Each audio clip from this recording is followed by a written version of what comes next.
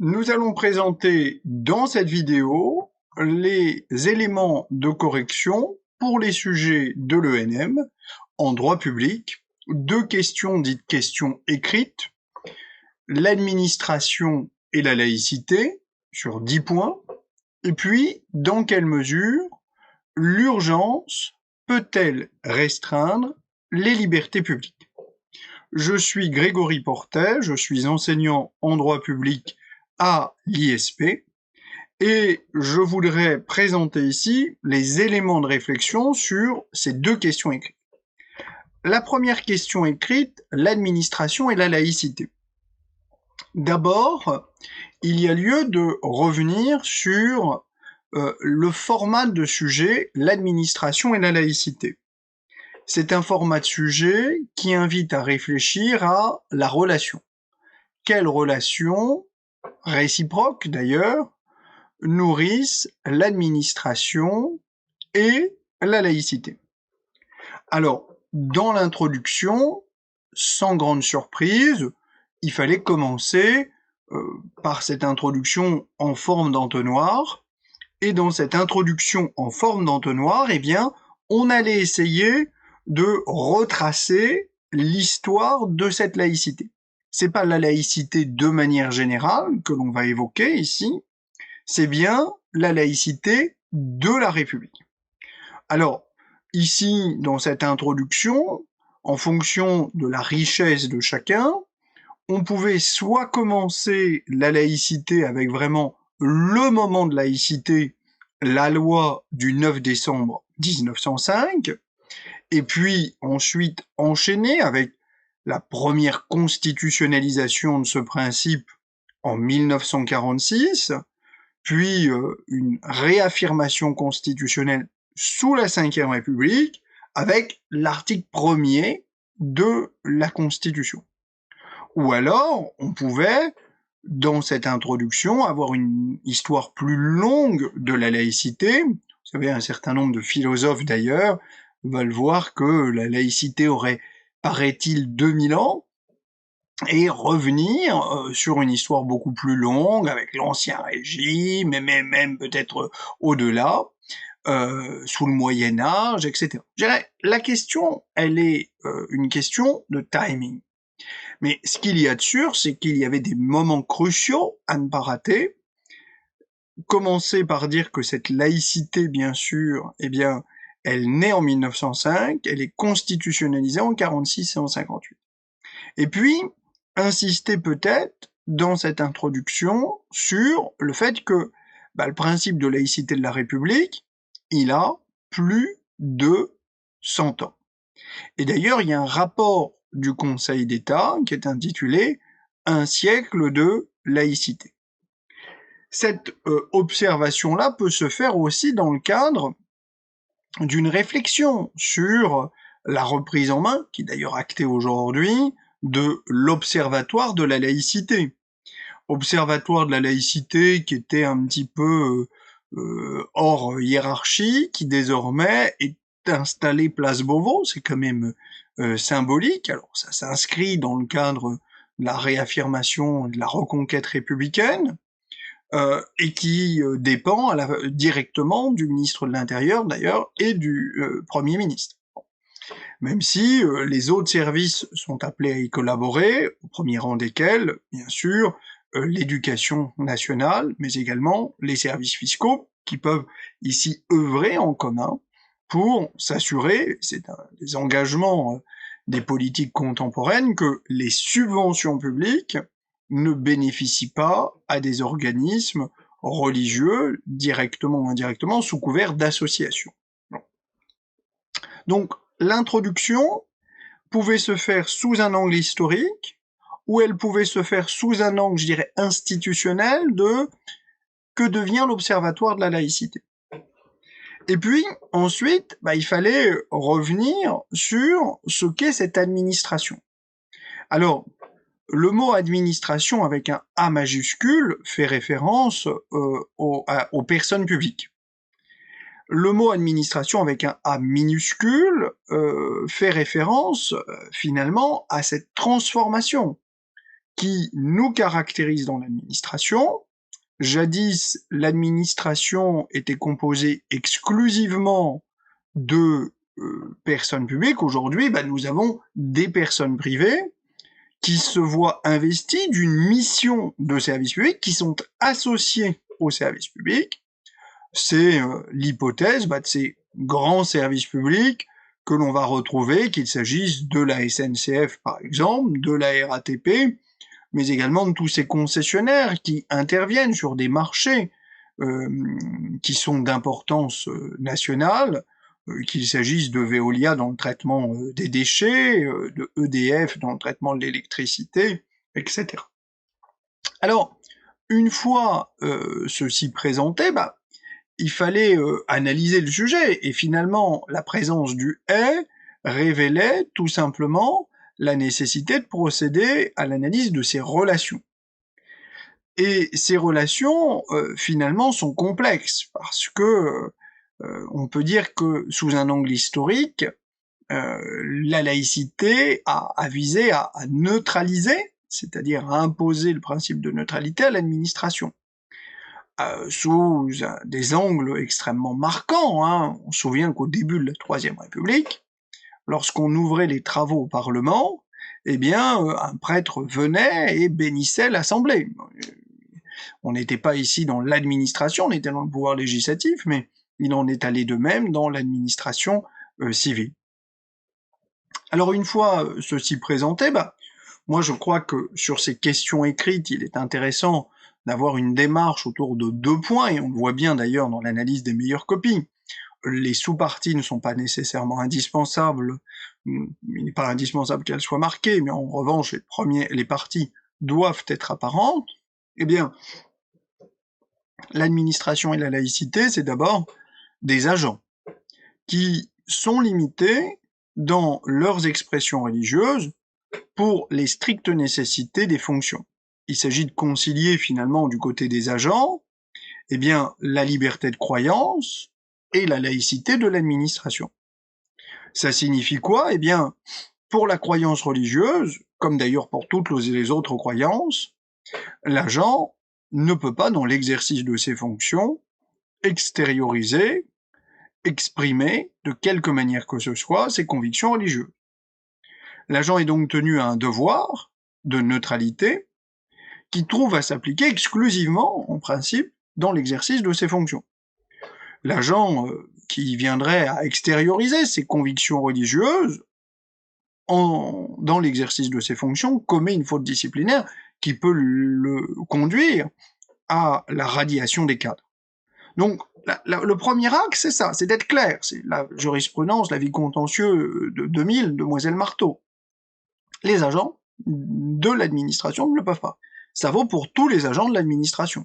Et ça, je crois que c'est important de le dire, qu'ils travaillent pour une personne publique, pour une personne privée, que le service public soit un SPA, soit un SPIC, et là-dessus, vous pouviez ensuite, à partir de cette jurisprudence Mademoiselle Marteau, décliner sur chacune des jurisprudences en disant ça vaut pour tous les services publics, et pourquoi pas d'ailleurs évoquer l'arrêt frère, en quelque sorte, de la jurisprudence Babilo, où cette fois-ci, nous avions une crèche qui était gérée comme une activité de service public, et bien sûr, les agents de cette crèche ne pouvaient pas exprimer leurs convictions religieuses parce qu'il s'agissait d'une activité de service public.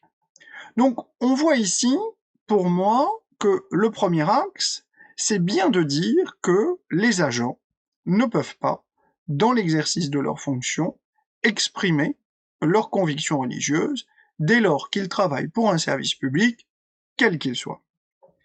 Reste alors à identifier ce qu'est un agent de l'administration. Un agent de l'administration, c'est quelqu'un qui travaille pour l'administration en vertu d'un contrat. Que ce contrat soit du coup un contrat de droit public ou de droit privé. Que cet agent soit un agent statutaire. Que cet agent soit un agent vacataire. En fait, finalement, c'est bien le critère de la collaboration permanente au service public, ou plutôt continue au service public, qui trouve ici à s'appliquer. Ce n'est pas la forme juridique de cette collaboration à l'administration qui importe. J'en veux pour preuve, bien sûr, de nombreuses affaires. Là-dessus, je crois que l'exemple le plus intéressant, deux exemples intéressants pouvaient être relevés. D'abord, le statut des collaborateurs occasionnels, les mamans accompagnant les enfants lors des sorties scolaires. Eh bien, ils ne sont pas des collaborateurs permanents, ce sont donc des usagers, et dès lors, parce qu'ils ne sont pas des agents, ils ne sont pas soumis à l'exigence de neutralité. La maman qui accompagne les enfants lors de la sortie scolaire peut porter le voile. Dans le même ordre d'idées, un élève infirmier, eh bien, lorsqu'il travaille en tant qu'agent du service public, lorsqu'il est en stage, parce qu'il travaille de manière continue au sein du service public, ne peut pas extérioriser ses convictions religieuses, il ne pourrait pas porter le voile, ou tout autre signe religieux qui pourrait être clairement identifié. Pour ce qui est, je dirais, de l'administration, c'est donc assez simple, les agents ne peuvent pas, dans l'exercice de leurs fonctions, exprimer leurs convictions religieuses, mais bien sûr, en dehors de leurs fonctions, ils retrouvent une liberté de principe sous les seules limites qui sont liées au devoir de réserve. Des exceptions peuvent être aménagées, bien sûr, et je crois qu'il était important de les rappeler, pour les aumôniers, notamment dans les armées, qui sont alors des agents du service public, pour l'existence de régimes dérogatoires, pour l'Alsace-Moselle, pour la Guyane, pourquoi pas. Dans un deuxième temps, je pense qu'il était important de dire que l'action de l'administration, et non pas simplement les agents, sont soumis à l'exigence de laïcité. Je crois qu'il était utile ici de s'inspirer de la démarche qui est celle de l'Observatoire de la laïcité. La démarche de l'Observatoire de la laïcité consiste à présenter la laïcité sous deux angles. Liberté, égalité, qui est un terreau de la fraternité. Liberté tout d'abord. Liberté pour l'administration d'évoquer tous les thèmes. Et naturellement, sous la seule limite de la légalité. Ce qui veut donc dire que l'administration n'est pas bornée dans ses choix. Elle peut décider d'évoquer, de nombreuses jurisprudences sont intervenues là-dessus, la question religieuse dans les programmes d'enseignement, la question des moyens de contraception, sans pour autant en faire la propagande. Liberté de l'administration dans le respect de cette laïcité. Laïcité qui signifie du coup ne pas intervenir dans le champ religieux pour un motif religieux. Ce qui veut dire, bien sûr, ne pas salarier, ne pas subventionner les cultes. Mais en revanche, l'action de l'administration ne peut être dictée que par l'intérêt général. L'administration choisit et libre dès lors qu'elle peut établir d'un motif d'intérêt général. À ce titre, est-il possible de décider l'implantation d'une statue? Oui. D'une statue de Jean-Paul II? Ah, c'est peut-être plus difficile. Mais encore faut-il distinguer le souverain, le chef d'État du Vatican, du représentant religieux.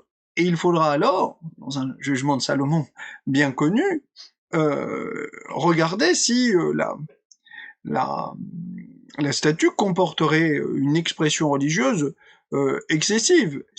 Dans la statue en question, pour ce village de Bretagne, eh bien, on avait ajouté cette arche monumentale surmontée d'une croix. On va dire, non, on ne peut pas le laisser ainsi. Dans le même ordre d'idée, les subventions faites au culte ne peuvent pas, sont interdites par la loi de 1905. En revanche, rien n'interdit de subventionner, eh bien, un édifice servant indirectement au culte. Liberté, mais également égalité. L'action de l'administration doit se faire de manière égale pour l'ensemble des cultes. Vous l'aurez compris, l'administration est tenue à une égalité à l'égard de l'ensemble des cultes. Ce qui veut donc dire que l'administration ne différencie pas les cultes. D'ailleurs, on ne distingue pas la religion de la secte en droit.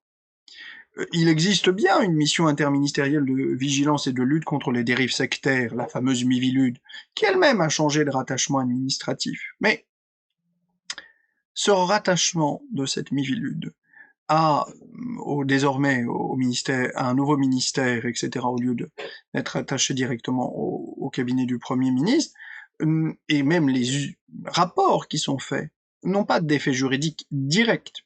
Ils orientent des pratiques administratives. Autrement dit, peut-on refuser une subvention à l'église de Scientologie au motif qu'elle est classée par la Miviludes comme un mouvement sectaire? La réponse est non. Il y a une indifférence totale, une égalité. Et on ne peut pas se fonder sur un motif religieux pour refuser à un agent un jour de travail, pas plus un jour d'absence. Il faut se fonder sur l'intérêt général du service.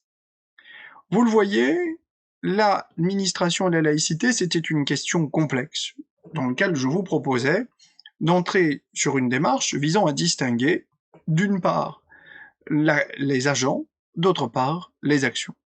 La deuxième question, dans quelle mesure l'urgence peut-elle restreindre les libertés publiques, était également notée sur 10 points. Je crois que l'intérêt ici, c'était de relever que, finalement, le mot urgence était présenté au singulier. Or, en la matière, on se rend compte que c'est bien à une multiplication des régimes d'urgence que nous sommes confrontés. Quand on y réfléchit, et je pense que c'était intéressant de le dire dans l'introduction, les régimes d'urgence apparaissent aujourd'hui comme un mode quasiment normal de gouvernance sur les 10 dernières années. Pourquoi? Parce qu'il y a eu l'état d'urgence 2015-2017, il y a eu l'état d'urgence sanitaire 2020-2021, et il y a une interrogation dont le Conseil constitutionnel lui-même s'est ému, qui est de dire est-ce qu'il faut aujourd'hui tout régir par l'urgence? Un peu comme si finalement notre démocratie serait malade, et c'est quasiment un aspect de culture générale qu'on pourrait présenter dans l'introduction, et la législation ordinaire ne saurait trouver à s'appliquer. Alors, je crois qu'en introduction, là-dessus, on pouvait évoquer, pour moi, Rousseau, dans ses considérations sur le gouvernement de Pologne, qui insistait sur la faiblesse des démocraties pour faire face à ces situations d'urgence. On pouvait insister sur la volonté du constituant, dès 1958, d'imaginer au niveau constitutionnel ce régime d'urgence.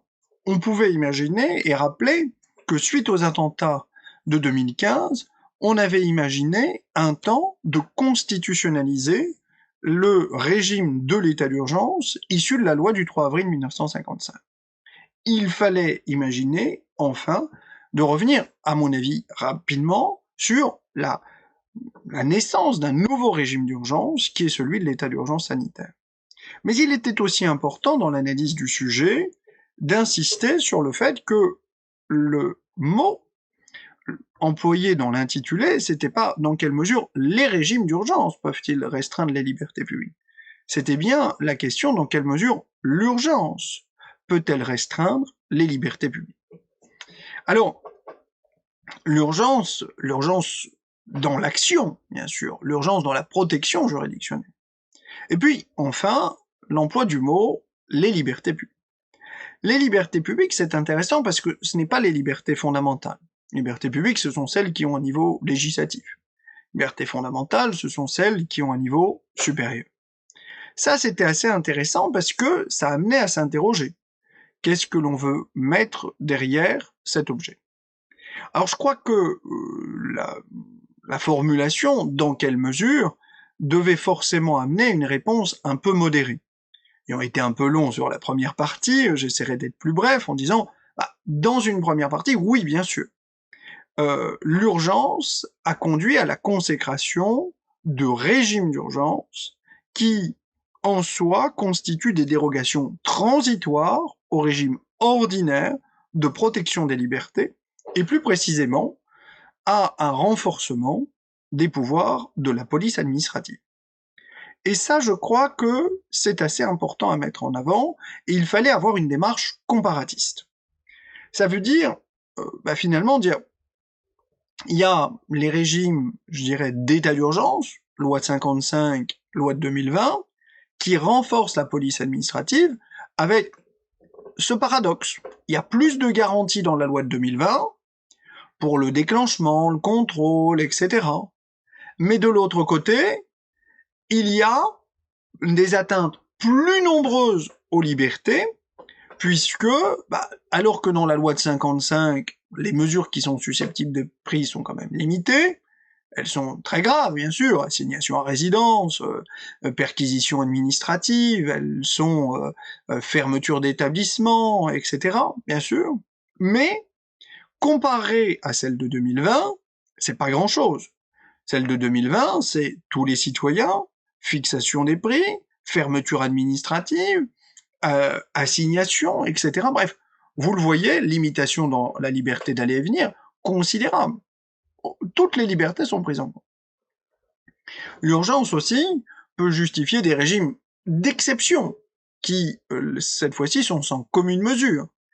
Qu'il s'agisse de l'article 36 ou de l'article 16, bien sûr, l'atteinte aux libertés est exceptionnellement importante, et là-dessus, je crois qu'il était important de mettre en avant la quantité des atteintes qui peuvent être portées, notamment dans le cadre de l'article 16, puisque ici, les mesures qui sont susceptibles d'être prises par le président ont un niveau législatif.